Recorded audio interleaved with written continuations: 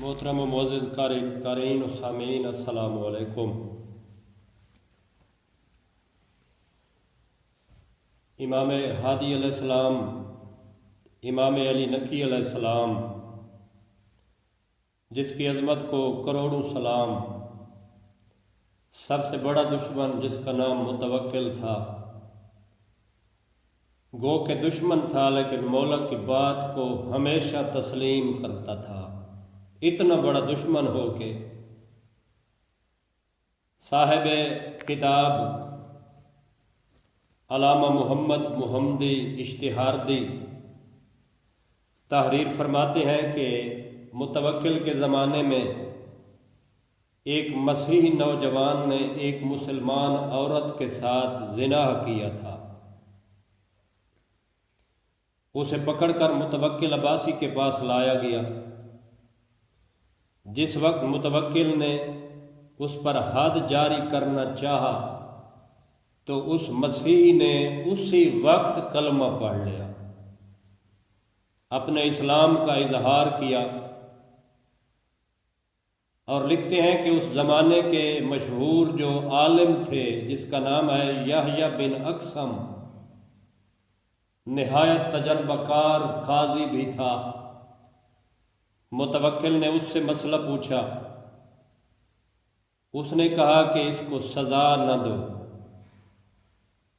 کیونکہ اس شخص نے اسلام قبول کر لیا ہے اور اسلام سے پہلے اس کے ناپسندیدہ اعمال اور شرک، تمام جو اس کے گناہ ہیں وہ ختم ہو گئے ہیں۔ آپ اس پر کسی قسم کی کوئی حد جاری نہیں کر سکتے۔ اور لکھتے ہیں بعض دوسرے علماء نے بھی کہا کہ حد جاری نہیں ہونی چاہیے، کچھ نے کہا کہ حد جاری ہونی چاہیے۔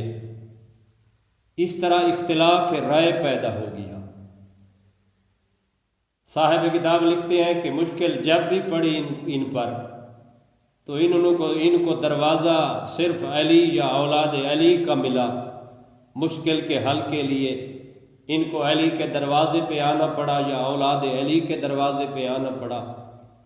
متوکل نے ایک خط لکھ کر امام علی نقی علیہ السلام سے فتویٰ طلب کیا، تو امام علیہ السلام نے اس خط کے جواب میں لکھا کہ اس مسیح زانی کو اس قدر تازیانے مارے جائیں کہ وہ مر جائے۔ یعنی مولا نے فتویٰ دیا کہ اس کو تازیانے مارو حتیٰ کہ یہ مر جائے۔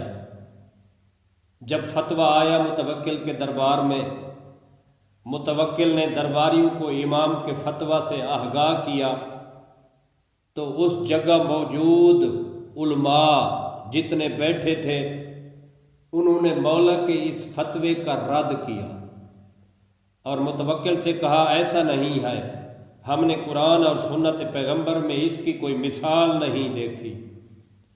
متوکل نے پھر قاصد بھیجا، مولا کو ان لوگوں کو یہ بات بتائی کہ وہاں موجود علماء تو یہ کہتے ہیں کہ قرآن مجید میں اور سنت پیغمبر میں کوئی ایسی مثال نہیں ملتی، مولا آپ فرمائیں ہمیں کیا کرنا چاہیے۔ تو صاحب کتاب نے خوبصورت انداز میں لکھا، جب مولا کی طرف وہ آیا بندہ قاصد خط لے کے، تو مولا نے یوں جواب ارشاد فرمایا، اس مسیح کا اسلام قبول کرنا گرفتاری اور سر پر عذاب کو مسلط دیکھنے کی وجہ سے تھا۔ یعنی کیونکہ اس سے جرم سرزد ہوا، اب اس کو پتہ تھا کہ مسلمان مجھے اپنے اسلام کے مطابق سزا دیں گے، عذاب مجھ پہ آئے گا، اس نے اسی ڈر اور خوف کی وجہ سے اسلام قبول کیا، تو اس کی یہ وجہ حد سے ساکت نہیں کر سکتی، یعنی اس پر حد ضرور لاگو ہوگی۔